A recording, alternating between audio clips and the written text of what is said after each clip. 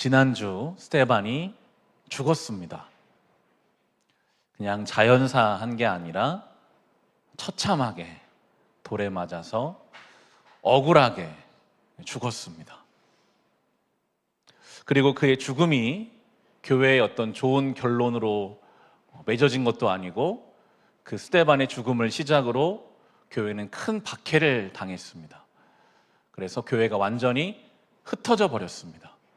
오늘 본문의 1, 2, 3, 4절을 다시 보시면 1절 중반에 보면 박해라는 말이 나오는데 큰 박해가 있었는데 사도들, 지도자격이 되는 사도들은 예루살렘에 남았고 나머지 멤버들은 다 흩어져 버렸습니다. 사도들이 그래도 각 지역으로 같이 갔으면 뭔가 그렇게 더 이렇게 어려움을 당했어도 방향성을 잡을 수 있었을 텐데 분리가 돼버린 거예요. 지도자들은 예루살렘에 남았고 나머지 사람들은 다 흩어져 버린 상황입니다. 2절의 표현처럼 사람들은 통곡했습니다. 스데반의 죽음이 눈물이 나잖아요. 왜 스데반이 이렇게 처참하게 죽었을까? 그런데 이 사울 같은 사람들은 3절에 나오는 것처럼 막 날뛰고 있습니다. 집집마다 찾아 들어가서 예수 믿는 사람 감옥에 가두는 정말 좋지 않은 현실이 지금 이 사도행전 8장의 현실입니다. 그런데 성경은 반전을 보여주죠. 4절의 표현입니다. 그런데 흩어진 사람들은 두루 돌아다니면서 말씀을 전하였다. 아멘. 이게 참 안 맞는 거거든요. 예수 믿다가 돌에 맞아 죽고 교회는 흩어지는데 지도자들은 예루살렘에 남고 나머지는 다 뿔뿔이 흩어졌고 예수를 믿으면 막 감옥에 잡혀 들어가는 정말 어려운 조건과 상황입니다. 그런데 어떻게 이 흩어진 사람들은 말씀을 전할 수 있었을까요? 말씀을 그냥 포기한 게 아니라 그냥 좌절하고 무너진 게 아니라 이 사람들은 어떤 마음으로 말씀을 전할 수 있었을까? 스데반의 죽음, 사도들의 부재. 그런데 그들에게는 스데반이 죽은 게 슬프죠. 이해하기 어려운 일입니다. 사도들의 눈에 보이지 않는 것은 허전하고 불편할 수 있습니다. 어떻게 해야 될지 모를 수 있습니다. 그런데 그들에게는 그럼에도 여전히 주님이 함께 하신다는 믿음이 있거든요. 그럼에도 주님은 우리 함께 하신다. 그러니까 그냥 말씀을 전하는 거예요. 예수님이 마지막에 사도행전 1장 8장에 나오는 것처럼 1장 8절에 예루살렘과 온 유대와 사마리아와 땅끝까지 증인될 것이다. 지금 그렇게 됐어요. 계속 예루살렘에만 있었는데 돌아보니까 지금 자신들이 온 유대로 사마리아로 지금 퍼져가고 있거든요. 말씀대로 되고 있네. 스데반은 죽었지만 사도들은 비록 예루살렘에 있지만 주님 말씀이 지금 이루어지고 있구나. 하나님 말씀과 예수 그리스도가 우리를 향한 그 사랑과 그 진리의 분명함이 그들로 하여금 이 1, 2, 3절에서 4절로 넘어갈 수 있는 힘이 되었습니다. 상황은 정말 최악이라고 할 수 있거든요. 그런데 그 상황과 환경이 그들을 흔드는 게 아니라 그들 안에 있는, 그럼에도 여전히 내 안에 부정할 수 없는 그 믿음의 내용들이 그들을 이끌고 가고 있습니다. 어떻게 판단하고 어떻게 결정하고 어떻게 반응하는가, 그것이 아마 그 사람을 보여주는 것일 것입니다. 상황과 환경 속에서 어떻게 판단하고 어떻게 결정하고 어떻게 반응하는가. MBTI 이야기를 많이 합니다, 사람들이. 요즘에 뭐 연예인들도 토크쇼에 나오면 공식 질문인 것 같아요. MBTI가 뭐냐. 한때 우리나라에도 T와 F를 가지고 이렇게 사람을 구별하는, 한 장만 슬라이드를 넘겨주시면 보통 두 종류로 사람을 구분하는 거예요. Thinking, 뭔가 좀 이성적인 접근법을 가진 사람이 있고, 필링으로 뭔가 감성적인 접근을 하는 사람이 있다. 그래서 그런 질문이 있었잖아요. 우울해서 빵 샀다 하면 뭐라고 답변을 할 것인가. 가까운 사람이다. 우울해서 빵을 샀어. 그럼 뭐라고 답변할 것인가? 저 같은 사람은 이제 입 밖으로 말을 못 내죠. 우울하다는 것은 감정적인 것인데 빵을 샀을까? 우울하면 차라리 기도를 하시거나, 왜 웃으시죠? 우울하면 기도를 하시거나 아니면 차라리 땀을 흘리는 운동을 하는 것이 나을 텐데 빵을 왜 샀을까? 이게 정말 저 같은 이렇게 T라고 소위 세상이 말하는, 보통 이제 F의 사람들은 우울해서 빵을 샀어? 같이 먹을까? 내가 커피를 사줄게. 같이 먹자. 이야기하자. 뭐 이렇게 한다는 거죠. MBTI, 자기를 이해하고 파악하는 건 좋습니다. 나는 이런 사람일 수 있겠구나. 저 사람은 저런 사람일 수 있겠구나. 근데 제가 몇 번 말씀드렸지만 우리를 파악하는 도구로서는 잘 사용될 수 있지만 거기에 제한돼서는 안 됩니다. 나는 원래 이런 사람이야. 나한테 더 요구하지 마. 나는 원래 이런 사람이야. 아니면 성경은 말합니다. 우리는 원래 하나님 형상을 닮은 존재이기 때문에요. 확장해 가야 합니다. 나는 원래 이성적인 사람, 나는 공감을 못해. 그런 사람은 없습니다. 우리는 얼마든지 예수 안에서 이성적일 수 있고 얼마든지 감성적으로 누군가를 공감해 줄 수 있습니다. 우리는 확장되어 가는 존재이죠. 제가 왜 이야기하는가 하면 저는 이 8장에 나오는 어떻게 흩어진 사람들이 복음을 전할 수 있었을까? 그들은 어떻게 이 상황을 받아들였을까? T와 F를 가지고 한번 나름대로 재정의를 해봤어요. 넘겨주시면 아마도 그들에게는 T와 F가 다 있었을 것 같은데 그 트러스트, 믿음이죠. In the truth. 뭔가 이 진리를 향한 분명한 믿음이 그들 안에 있고 그리고 성령으로 충만한 거. 홀리 스피릿으로 아주 풀하게 차져 있는 거. 나는 이성적이야, 감성적이야. 어떤 문제를 이성적으로 접근하고 감성적으로 접근할 수 있죠. 그런데 이 사도행전 8장에 나오는 성도들은 그런데 뭐 진리는 살아있는데 스데반이 죽은 게 슬프죠. 사도들의 부재는 어렵습니다. 잡혀가는 현실은 엄혹하죠. 그런데 뭐 나에게는 진리가 있다. 나는 진리를 믿는다. 여전히 성령은 나를 충만하게 채우셔서 인도하신다. 그 말씀을 생각나게 하시는 거예요. 주님 마지막 그 말씀, 땅끝까지 복음이 증인되라.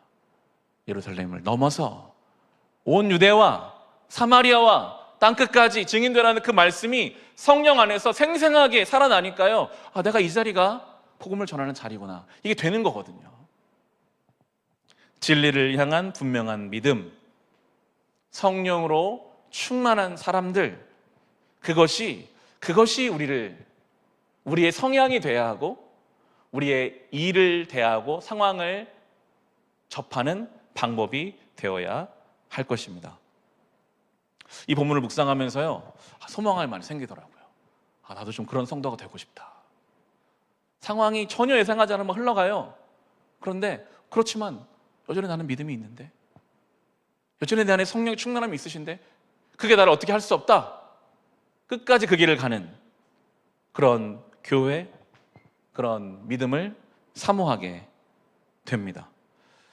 그런 질문을 많이 던집니다. 기독교에 희망이 있는가?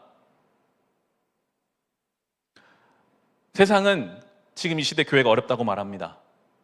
그것은 전부 다 외부적 조건을 가지고 판단하는 거죠. 이러하니까 지금 교회는 위기다. 하지만 늘 이 기독교의 희망은 우리 내부적으로 있는 것입니다. 우리 안에 진리를 향한 믿음이 확고한가? 우리 안에 성령의 충만함이 있는가? 그러면 희망은 있습니다. 분명하게 말할 수 있어요. 희망은 있습니다. 이번 달 책 세계교회사 걷기를 좀 두껍지만 읽어보시면 2000년 교회 역사가 쭉 써져 있어요. 참 아이러니하게도 교회의 상황이 좋으면 문제가 생겨요. 한때는 온 유럽이 다 기독교화된 적이 있었거든요. 근데 그 안에서 많은 영적인 부패함이 생겨나는 것을 역사상으로 봅니다. 조건과 상황으로 우리는 판단받는 사람들이 아닙니다. 오늘 내 안에 진리를 향한 분명한 믿음이 있는가? 오늘 나는 성령으로 충만하게 채워져 있는가? 그 대표적인 사람이 이제 빌립입니다. 대표성을 띠고 있는 것 같아요. 8장에 나오는 빌립. 빌립은 12사도가 아닙니다. 예수님이 직접 세우신 어떤 그런 배경을 가지고 있는 사람이 아니라 빌립은 행정적인 위임을 받은 집사였습니다. 구제를 하기 위해서 행정적인 위임을 받은 사람이었습니다. 그런데 그가 이제 교회 박해 때문에 예루살렘에서 쫓겨나서 사마리아 성으로 가서 거기서 이제 복음을 전합니다. 본문을 보시면 우리 8장 6절로부터 8절까지 말씀, 빌립이 이제 사마리아 성에 가서 복음을 전한 내용입니다. 같이 읽어보겠습니다. 무리는 빌립이 행하는 표징을 듣고 보면서 그가 하는 말에 한 마음으로 귀를 기울였다. 그것은 귀신 들린 많은 사람에게서 악한 귀신들이 큰 소리를 지르면서 나갔고 많은 중풍병 환자와 지장애인이 고침을 받았기 때문이다. 그래서 그 성에는 큰 기쁨이 넘쳤다. 아멘.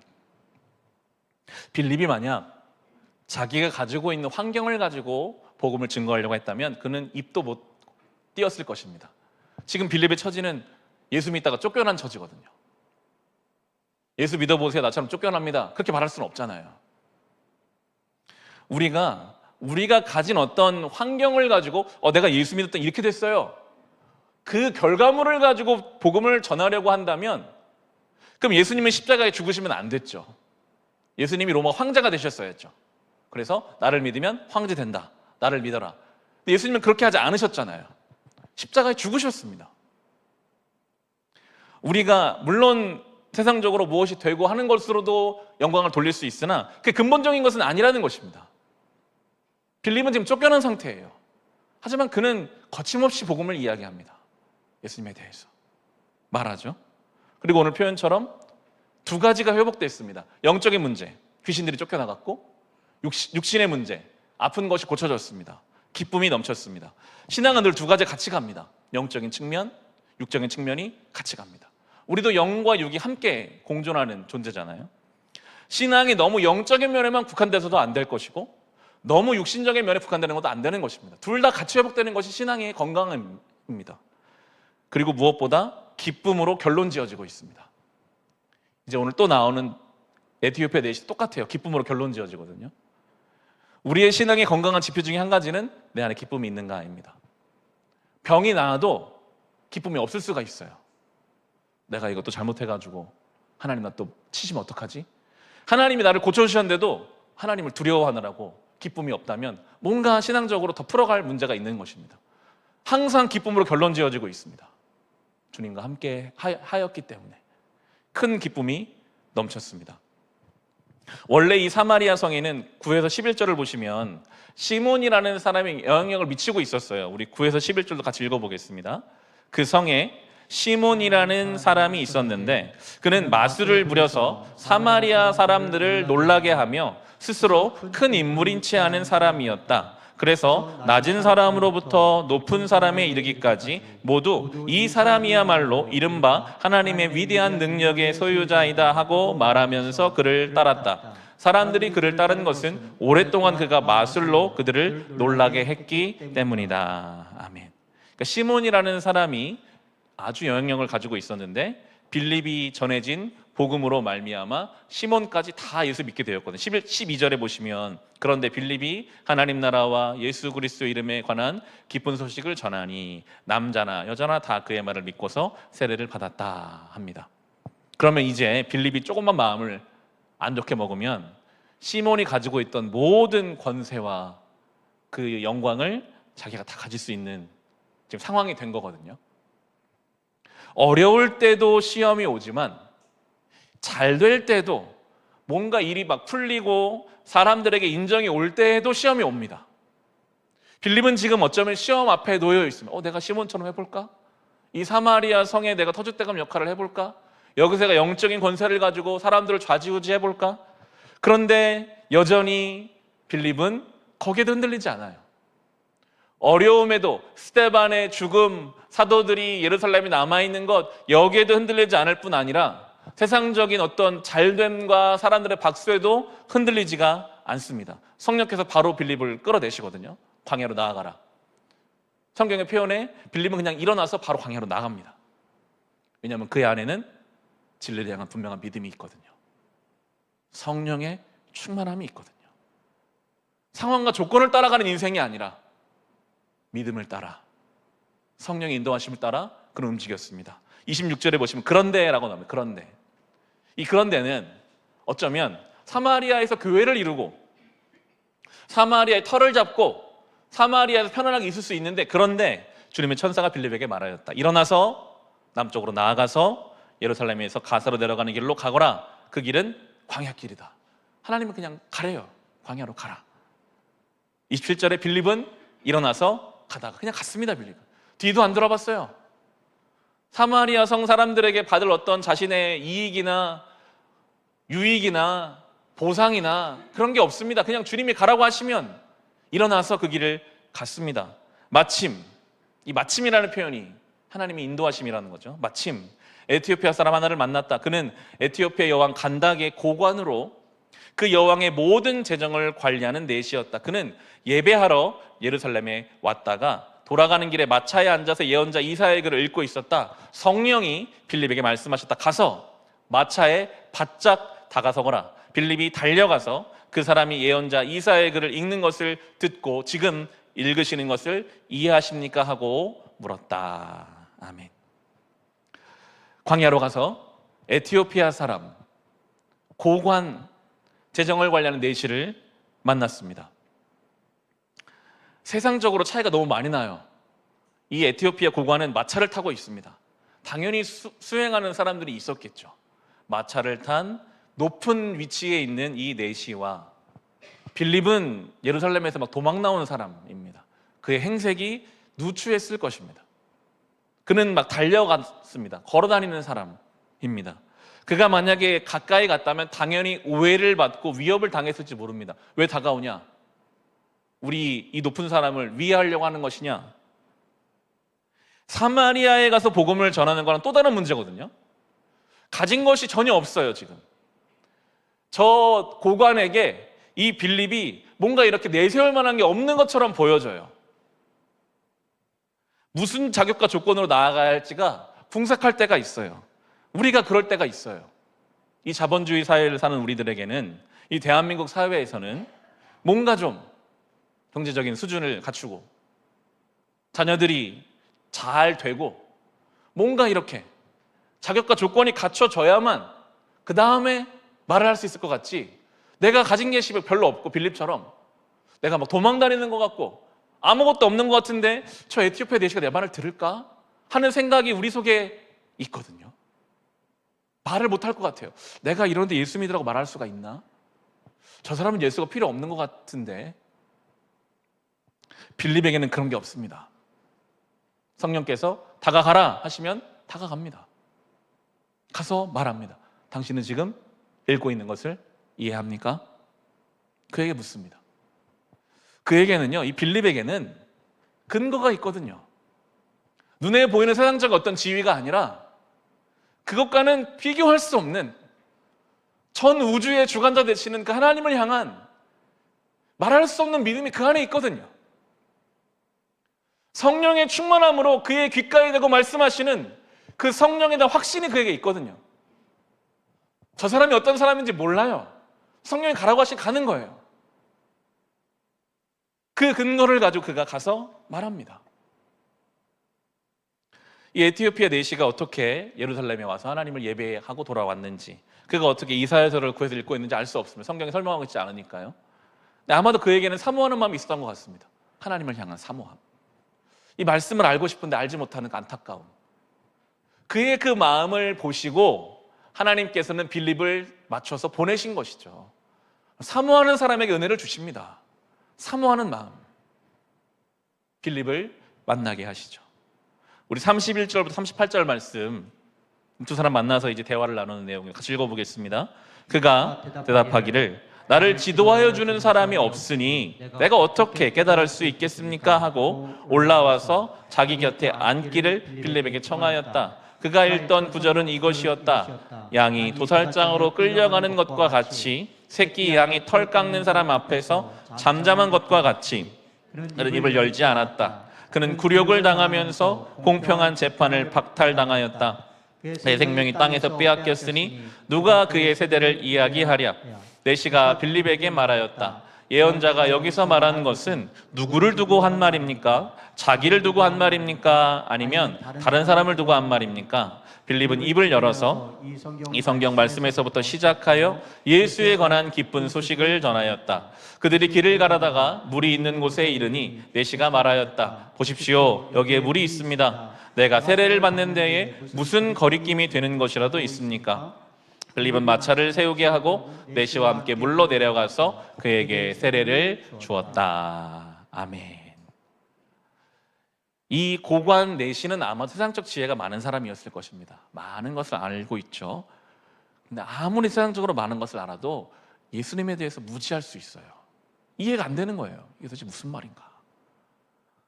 세상적으로 아무리 많은 것을 갖고 지혜가 있어도요, 이 복음에 대해 무지한 사람은 어쩔 수 없는 갈급함이 있거든요.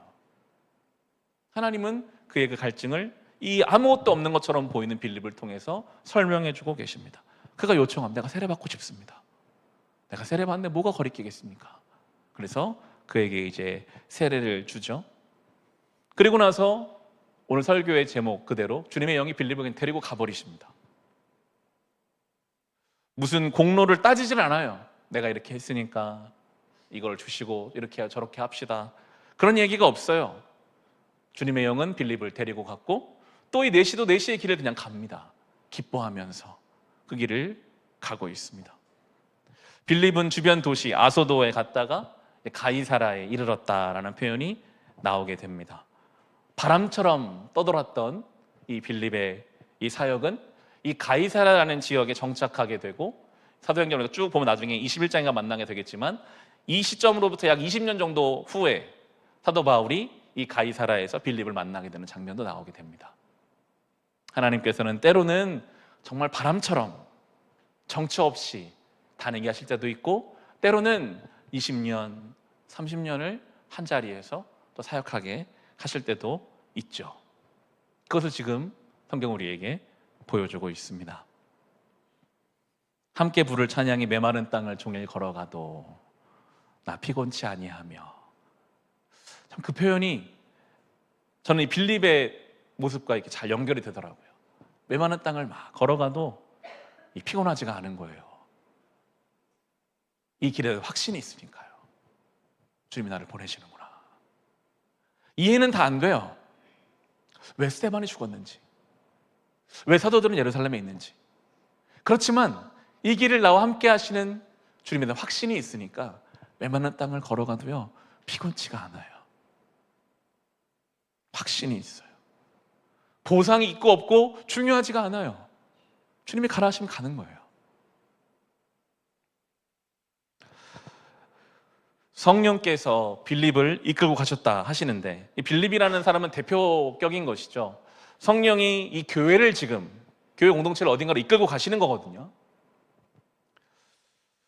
성령께서는 우리를 어디로 이끌어 가실까요? 분명한 것은 세상적인 안정과 번영을 향해 이끌어 가시는 방향은 아니라는 것입니다. 지금 완전히 흩어졌잖아요. 아무것도 없잖아요. 근데 분명히 주님이 이끌어 가고 계시거든요. 어디로 인도하고 계실까요? 내가 거룩하니 너희도 거룩하라. 주님께서는 우리를 거룩함을 향해 이끌고 가고 계십니다. 하나님께서 말씀하신 내가 거룩하니 너희도 거룩하라, 이 말을 예수님은 그렇게 받으신 것 같아요. 누구든지 나를 따라오려거든 날마다 자기를 부인하고 자기 십자가를 지고 나를 따라오라. 거룩은 날마다 자기 십자가를 지고 주님을 따라가는 것이고, 내가 너희를 사랑한 것 같이 너희도 서로 사랑하라. 그 사랑의 부르심이 우리를 향한 거룩의 부르심이겠죠. 우리의 방향성은 분명합니다. 우리를 거룩하게 하시기 위해 주님 우리를 부르고 계십니다. 그 거룩이라는 곳을 향해 가려다 보면 때로는 눈물 나는 일도 있고요, 나의 처절한 실패도 있습니다. 근데 그게 나를 거룩하게 만드는 재료가 돼요. 내 인생의 최종 목적지가 거룩으로 예수 그리스도의 그 장성한 분량에 이르기까지 그 십자가를 향해 가는 분명한 목적지라면 나의 삶의 모든 것은 그렇게 쓰일 것입니다. 나의 교만도 나를 거룩하게 하기 위한 하나님의 도구가 될 것이고, 나의 실패도, 눈물도, 아픔도 그렇게 쓰일 것입니다. 주님 나를 그렇게 인도하고 계시는구나. 주님의 영이 빌립을 데리고 갔다 하신 것처럼 주님의 영이 오늘 우리를 어딘가로 이끌고 가고 계시다면 그것이 나를 거룩하게 하시기 위한 하나님의 인도함이신 줄로 믿고, 우리도 다른 것들에 너무, 물론 눈물 날 일이 없었으면 좋겠죠.